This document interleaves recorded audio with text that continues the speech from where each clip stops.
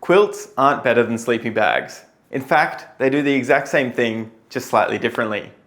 While quilts are often hyped up as the ultimate ultralight upgrade, they actually rely heavily on the rest of your sleep system to keep you warm, meaning that while they're technically more efficient, there's more that can go wrong. I'm looking at the myths, the realities, and the main reason we actually sell more quilts at our shop than sleeping bags, which might surprise you. And if you're enjoying this content, hit the subscribe button so that you don't miss any future videos. First of all, the myth. You probably already know the basic difference. A quilt doesn't have a back or a hood, and it's often open at the feet. They're lighter, pack down smaller, and let you move around inside them. But they aren't a blanket solution to backcountry comfort. Let's debunk a few myths. First, people love saying that quilts are great for warm weather because you can just put them over you like a blanket. This is true, but if you have a sleeping bag with a full zip, you can do the exact same thing, so there's no real benefit over that kind of sleeping bag there. Second, you'll hear that quilts are lighter because they use less fabric. This is sometimes true, but they can actually also be wider than tapered mummy bags, as they still need to wrap around you to prevent drafts. The real weight savings usually come from dropping the heavy zipper and the hood. They save weight through removing these and relying on you using your jacket or a beanie for your head warmth, rather than carrying a dedicated sleeping bag hood that you can use only in bed.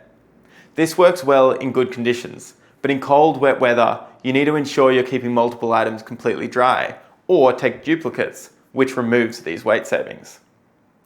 Now, sleeping bags still do rule the cold. Because quilts have no head insulation and can let drafts in when you toss and turn, lots of people, even some quilt enthusiasts, switch back to a traditional sleeping bag when temperatures drop well below freezing. Bags simply trap heat better and eliminate that margin for error. While sleeping in a quilt in the warm is just a case of throwing it over you, as it gets colder you'll need to start cinching the quilt closed and attaching pad straps. The benefits of movement and ease of use are suddenly gone, and it can begin to feel more like you're in a mummy bag with extra steps. Also, you've probably heard that the insulation underneath you in a sleeping bag is useless because it gets compressed. That's actually a myth.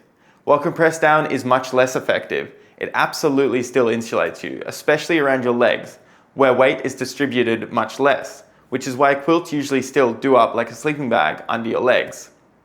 This is why the R value of your sleeping pad matters just a little bit less when you're inside a fully enclosed bag.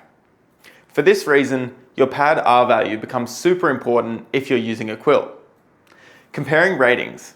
If you're shopping for a sleeping bag, it's super easy. They use the standardized ASTM rating system. You look at the comfort and limit ratings, know how you sleep, and you're ready to buy. Quilts cannot be officially ASTM rated because the system requires an enclosed space to measure thermal efficiency. Because of this, there is a massive variance in warmth, weight, and therefore price between quilt brands. For example, look at two brands we carry. Z-Packs make a 20 Fahrenheit or -7 quilt, and Neve Gear make a -8 quilt. The Z-Packs has 388 grams of down, while the Neve Gear Waratah has 565 grams of down. Now Z-Packs use premium 900 fill power down compared to Neve Gear's 850, but that loft doesn't make up for having 30% less fill. This isn't a dig on Z-Packs at all. Their quilt is a super popular ultralight option for gram counters that may well live up to the temperature rating listed for some people. And the Neve Gear Waratah is often spoken about as actually being a quilt that sleeps warmer than advertised for some people. But it shows that you can't just trust the number on the tag blindly, without looking at the fill weight and ideally some real world reviews. Okay, so why do we sell so many quilts? If quilts are finicky, require a high R value mat, and take practice to set up with pad straps, why are they flying off our shelves?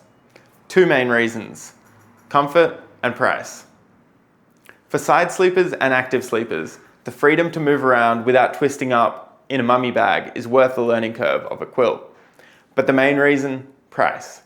Take the Neve Gear Waratah, our best-selling quilt.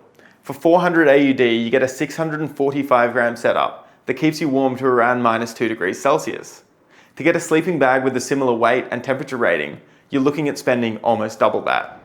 The extra fabric in the hood, full zippers, and the slightly more complicated design on a premium bag make them more expensive to make.